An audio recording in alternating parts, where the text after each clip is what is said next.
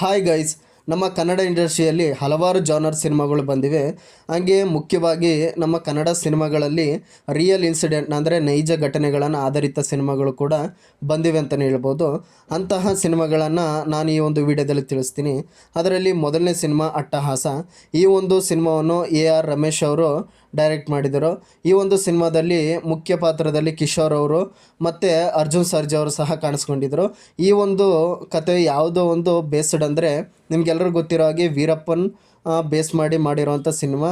ಯಾವ ರೀತಿ ಕಾಡುಗಳ ವೀರಪ್ಪನ್ ಯಾವ್ಯಾವ ರೀತಿ ದಂತ ಕದೀತಾ ಇದ್ದ ಮತ್ತು ಕಾಡನ್ನು ಯಾವ ರೀತಿ ಆಕ್ರಮಿಸಿಕೊಂಡಿದ್ದ ಅನ್ನೋದನ್ನು ಈ ಒಂದು ಸಿನಿಮಾದ ಮೂಲಕ ತುಂಬ ಚೆನ್ನಾಗಿ ಇನ್ಫಾರ್ಮೇಟಿವ್ ಆಗಿ ತಿಳಿಸಿದ್ದಾರೆ ಅಂತಲೇ ಹೇಳ್ಬೋದು. ಎರಡನೇ ಸಿನಿಮಾ ಡೆಡ್ಲಿ ಸೋಮ. ಈ ಒಂದು ಸಿನಿಮಾ 2005ರಲ್ಲಿ ರಿಲೀಸ್ ಆಗಿತ್ತು. ಈ ಸಿನಿಮಾನ ಡೈರೆಕ್ಟ್ ಮಾಡಿದ್ದು ಡೆಡ್ಲಿ ಶ್ರೀವಾಸ್ತವ ಅವರು. ಈ ಸಿನಿಮಾ ನಿಮಗೆಲ್ಲರಿಗೂ ಗೊತ್ತಿರೋ ಹಾಗೆ ಬೆಂಗಳೂರಿನ ಭೂಗತ ಲೋಕದಲ್ಲಿ ಹೆಸರು ಮಾಡಿದಂತಹ ಡೆಡ್ಲಿ ಸೋಮನ ನಿಜ ಜೀವನ ಆಧರಿಸಿರುವಂಥ ಒಂದು ಸಿನಿಮಾ ಆಗಿದೆ. ಈ ಒಂದು ಸಿನಿಮಾದಲ್ಲಿ ಆದಿತ್ಯ ಅವ್ರ ಜೊತೆ ರಕ್ಷಿತಾ ಅವರು ಸಹ ಕಾಣಿಸ್ಕೊಂಡಿದ್ದರು. ಇದು ರೌಡಿಸಮ್ ಬ್ಯಾಕ್ ಡ್ರಾಪ್ನ ಸಿನಿಮಾ ಆಗಿದ್ದು ಒಂದು ಒಳ್ಳೆ ರೀತಿಯಲ್ಲಿ ಇನ್ಸಿಡೆಂಟ್ನ ಬೇಸ್ ಮಾಡಿದ್ರು. ಹಾಗೆ ಸಾಂಗ್ಸ್ ಕೂಡ ತುಂಬ ಚೆನ್ನಾಗಿದೆ ಮತ್ತು ಮುಖ್ಯವಾಗಿ ದೇವರಾಜ್ ಅವರ ಪಾತ್ರ ಕೂಡ ಈ ಒಂದು ಸಿನಿಮಾದಲ್ಲಿ ಪೊಲೀಸ್ ಕ್ಯಾರೆಕ್ಟ್ರು ತುಂಬ ಚೆನ್ನಾಗಿದೆ ಅಂತಲೇ ಹೇಳ್ಬೋದು. ಮೂರನೇ ಸಿನಿಮಾ ಬಂದು ಮೈನಾ. ಈ ಒಂದು ಸಿನಿಮಾದಲ್ಲಿ ಮುಖ್ಯ ಪಾತ್ರದಲ್ಲಿ ಚೇತನ್ ಅವರು ಮತ್ತು ನಿತ್ಯ ಮೆನನ್ ಅವರು ಕಾಣಿಸ್ಕೊಂಡಿದ್ರು. ಈ ಒಂದು ಸಿನಿಮಾ ಯಾರ ಬೇಸ್ ಸ್ಟೋರಿ ಅಂದರೆ ನಮ್ಮ ಕರ್ನಾಟಕ ಅಂದರೆ ನಮ್ಮ ಬೆಂಗಳೂರು ಕಂಡಂಥ BB ಅಶೋಕ್ ಅವರು ಅವರ ಪೊಲೀಸ್ ಜೀವನದಲ್ಲಿ ಒಂದು ಇನ್ಸಿಡೆಂಟ್ನ ನೋಡಿರ್ತಾರೆ. ಅಂದರೆ ಅವರ ಪೊಲೀಸ್ ಸಮಯದಲ್ಲಿ ಅವರ ಅಧಿಕಾರಾವಧಿಯಲ್ಲಿ ಒಂದು ಇನ್ಸಿಡೆಂಟ್ನ ನಡೆದಿರುತ್ತೆ. ಆ ಒಂದು ಕಥೆನ ಬೇಸ್ ಮಾಡಿ ನಾಗಶೇಖರ್ ಅವರು ಈ ಒಂದು ಮೈನಸ್ ಸಿನಿಮಾನ ಮಾಡಿದ್ದಾರೆ ಅಂತ ಹೇಳ್ಬೋದು. ನಾಲ್ಕನೇ ಸಿನಿಮಾ ದಂಡುಪಾಳ್ಯ. ಈ ಒಂದು ಸಿನಿಮಾವನ್ನು ಶ್ರೀನಿವಾಸ್ ರಾಜು ಅವರು ಡೈರೆಕ್ಟ್ ಮಾಡಿದ್ದಾರೆ. ಈ ಒಂದು ಸಿನಿಮಾದಲ್ಲಿ ಪೂಜಾ ಗಾಂಧಿ ಅವ್ರ ಜೊತೆ ರವಿಶಂಕರ್ ಅವರು ಸಹ ಕಾಣಿಸ್ಕೊಂಡಿದ್ದಾರೆ. ಇದು ಮುಖ್ಯವಾಗಿ ದಂಡುಪಾಳ್ಯ ಅನ್ನೋ ಒಂದು ನಟೋರಿಸ್ ಗ್ಯಾಂಗನ ಸ್ಟೋರಿ ಆಗಿದೆ ಅಂತಲೇ ಹೇಳ್ಬೋದು. ಈ ಒಂದು ಸಿನಿಮಾ 3 ಪಾರ್ಟ್ಗಳಲ್ಲಿ ಏನೋ ಬಂದಿದೆ. ಹಾಗೆ ಈ ಒಂದು ದಂಡುಪಾಳ್ಯ ಅನ್ನೋ ಸಿನಿಮಾ ತುಂಬಾ ಬೇರೆ ರೀತಿಯಲ್ಲಿ ಅಂದರೆ ಇರೋ ಮಾಹಿತಿನ ತಗೊಂಡು ಯಾವ ರೀತಿಯ ಒಂದು ಗ್ಯಾಂಗು ಕ್ರೈಮ್ನ ಮಾಡ್ತಿತ್ತು ಮತ್ತು ಯಾವ ರೀತಿ ಕೊಳ್ಳೆ ಹೊಡೆದು ಜನರನ್ನ ಸಾಯಿಸ್ತಿತ್ತು ಆ ಒಂದು ಗ್ಯಾಂಗ್, ನಟೋರಿಸ್ ಗ್ಯಾಂಗ್ ಅನ್ನೋದನ್ನು ತುಂಬಾ ಇನ್ಫಾರ್ಮೇಟಿವ್ ಆಗಿ ತೋರಿಸಿದ್ದಾರೆ ಅಂತಲೇ ಹೇಳ್ಬೋದು. ಐದನೇ ಸಿನಿಮಾ ಬಂದು ರಿಂಗ್ ರೋಡ್ ಶುಭ. ಈ ಒಂದು ಸಿನಿಮಾ 2015ರಲ್ಲಿ ರಿಲೀಸ್ ಆಗಿತ್ತು. ಈ ಒಂದು ಸಿನಿಮಾವನ್ನು ಪ್ರಿಯಾ ಬೆಳ್ಳಿಯಪ್ಪ ಅವರು ಡೈರೆಕ್ಟ್ ಮಾಡಿದ್ದಾರೆ. ಇದರಲ್ಲಿ ದುನಿಯಾ ವಿಜಯ್ ಅವ್ರ ಜೊತೆ ನಿಖಿತಾ ತುಕ್ರಾಲ್ ಅವರು ಸಹ ಆ್ಯಕ್ಟ್ ಮಾಡಿದ್ದಾರೆ.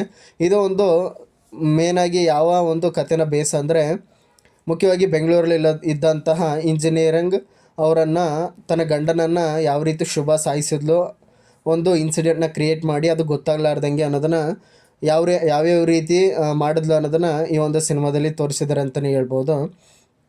ನಂತರ ನೆಕ್ಸ್ಟ್ ಸಿನಿಮಾ ಬಂದು ಸೈನೈಡ್. ಈ ಒಂದು ಸಿನಿಮಾ 2006ರಲ್ಲಿ ರಿಲೀಸ್ ಆಗಿತ್ತು. ಈ ಒಂದು ಸಿನಿಮಾನು ಸಹ AR ರಮೇಶ್ ಅವರು ಡೈರೆಕ್ಟ್ ಮಾಡಿದ್ದಾರೆ.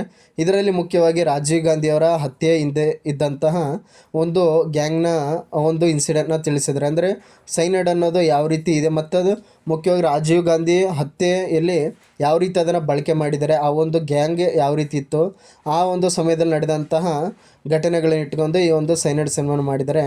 ನೆಕ್ಸ್ಟ್ ಸಿನಿಮಾ ಬಂದು ಕಿಲ್ಲಿಂಗ್ ವೀರಪ್ಪನ್. ಈ ಒಂದು ಸಿನಿಮಾವನ್ನು RGV ಅವರು ಡೈರೆಕ್ಟ್ ಮಾಡಿದ್ದಾರೆ. ಇದು ಮುಖ್ಯವಾಗಿ ನಟೋರಿಯಸ್ ಆಗಿರುವಂತಹ ವೀರಪ್ಪನ ಸ್ಟೋರಿನಿದೆ. ಅಂದರೆ ಮುಖ್ಯವಾಗಿ ಇದರಲ್ಲಿ ಯಾವ ರೀತಿಯ ಒಂದು ಅವ್ರನ್ನ ಅಂದರೆ ವೀರಪ್ಪನ ಯಾವ ರೀತಿ ಸಾಯಿಸೋಕ್ಕೆ ಒಂದು ಪೊಲೀಸ್ ಪಡೆ ಯಾವ ರೀತಿ ರೆಡಿ ಆಯಿತು ಮತ್ತು ಅದರಿದ್ದೇ ಇದ್ದಂತಹ ಯಾವ್ಯಾವ ರೀತಿ ಕಾರ್ಯಕ್ರಮ ಮಾಡಿದ್ರು ಅನ್ನೋದನ್ನು ಈ ಒಂದು ಕಿಲ್ಲಿಂಗ್ ವೀರಪ್ಪನಲ್ಲಿ ತೋರಿಸಿದ್ದಾರೆ. ಇಲ್ಲಿ ಮುಖ್ಯವಾಗಿ ನಮ್ಮ ಶಿವರಾಜ್ ಕುಮಾರ್ ಅವರು ಸಹ ಈ ಒಂದು ಸಿನಿಮಾದಲ್ಲಿ ಆ್ಯಕ್ಟ್ ಮಾಡಿದ್ದಾರೆ ಅಂತಲೇ ಹೇಳ್ಬೋದು. ನಂತರ ನೆಕ್ಸ್ಟ್ ಸಿನಿಮಾ ಬಂದು ಆ ದಿನಗಳು. ಈ ಒಂದು ಸಿನಿಮಾ ಅಗ್ನಿಶ್ರೀಧರ್ ಅವರ ದಾದಾಗಿರಿಯ ದಿನಗಳು ಎಂಬ ಪುಸ್ತಕದ ಆಧಾರಿತವಾಗಿರುವಂಥ ಸಿನಿಮಾವಾಗಿದೆ. ಈ ಒಂದು ಸಿನಿಮಾದಲ್ಲಿ ಚೇತನ್ ಅವರು ಸಹ ಆ್ಯಕ್ಟ್ ಮಾಡಿದ್ದಾರೆ. ಇದನ್ನು KM ಚೈತನ್ಯ ಅವರು ಡೈರೆಕ್ಟ್ ಮಾಡಿದ್ದಾರೆ ಅಂತಲೇ ಹೇಳ್ಬೋದು. ಇದರಲ್ಲಿ ಬೆಂಗಳೂರು ಅಂಡರ್ವರ್ಲ್ಡ್ನ ಸ್ಟೋರಿನ ಒಂದು ಲವ್ ಸ್ಟೋರಿ ಮೂಲಕ ಕನೆಕ್ಟ್ ಮಾಡಿ ಹೇಳಿದ್ದಾರೆ. ಅಂದರೆ ಅಂದಿನ ಸಮಯದಲ್ಲಿದ್ದಂಥ ಅಂಡರ್ವರ್ಲ್ಡು ಕೊತ್ವಾಲ ಮರ್ಡರ್ ಯಾವ ರೀತಿ ಆಯಿತು ಅನ್ನೋದನ್ನು ಈ ಒಂದು ಸಿನಿಮಾದಲ್ಲಿ ತೋರಿಸಿದ್ದಾರೆ ಅಂತಲೇ ಹೇಳ್ಬೋದು.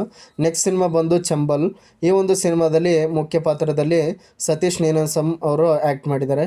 ಈ ಒಂದು ಸಿನಿಮಾವನ್ನು ಜೇಕಬ್ ಬರ್ಗೀಸ್ ಅವರು ಡೈರೆಕ್ಟ್ ಮಾಡಿದ್ದಾರೆ. ಇದು ಕರ್ನಾಟಕ ಕಂಡಂಥ ದಕ್ಷ DC ಆಗಿರುವಂತಹ ಅಧಿಕಾರಿಯಾಗಿರುವಂತಹ ಡಿ ಕೆ ರವಿ ಅವರ ಲೈಫ್ ಸ್ಟೋರಿನ ಆಧಾರಿತವಾಗಿರುವಂಥ ಸಿನಿಮಾ ಆಗಿದೆ. ನಂತರ ನೆಕ್ಸ್ಟ್ ಸಿನಿಮಾ ಬಂದು ತಾಜ್ ಮಹಲ್. ಈ ಒಂದು ಸಿನಿಮಾದಲ್ಲಿ ಅಜಯ್ ರಾವ್ ಅವರು, ಕೃಷ್ಣ ಅಜಯ್ ರಾವ್ ಅವರು ಆ್ಯಕ್ಟ್ ಮಾಡಿದ್ದಾರೆ. ಈ ಒಂದು ಸಿನಿಮಾವನ್ನು ಆರ್ ಚಂದ್ರ ಅವರು ಡೈರೆಕ್ಟ್ ಮಾಡಿದ್ದಾರೆ. ಇದು ಮುಖ್ಯವಾಗಿ ಯಾರ ಲೈಫ್ ಸ್ಟೋರಿ, ಯಾರ ರಿಯಲ್ ಸ್ಟೋರಿ ಅಂದರೆ ಆರ್ ಚಂದ್ರ ಅವರ ಸ್ನೇಹಿತನ ಲವ್ ಸ್ಟೋರಿ ಅಂತ ಹೇಳಿದ್ದಾರೆ. ಸೊ ಹೀಗಾಗಿ ಇಷ್ಟು ಸಿನಿಮಾಗಳು ನಮ್ಮ ಕನ್ನಡದಲ್ಲಿ ಬಂದಂಥ ರಿಯಲ್ ಸ್ಟೋರಿ ಸಿನಿಮಾಗಳಂತಲೇ ಹೇಳ್ಬೋದು. ಅಂದರೆ ನೈಜ ಘಟನೆಗಳ ಆಧಾರಿತವಾಗಿ ಈ ಒಂದು ಕಥೆಗಳನ್ನು ತೆಗೆದಿದ್ದಾರೆ ಅಂತಲೇ ಹೇಳ್ಬೋದು. ಸೊ ಇಷ್ಟಾಗಿತ್ತು ಈ ಒಂದು ವಿಡಿಯೋ. ನನ್ನ ಚಾನಲ್ ಸಬ್ಸ್ಕ್ರೈಬ್ ಮಾಡಿ. ಥ್ಯಾಂಕ್ ಯು ಸೋ ಮಚ್ ಗಾ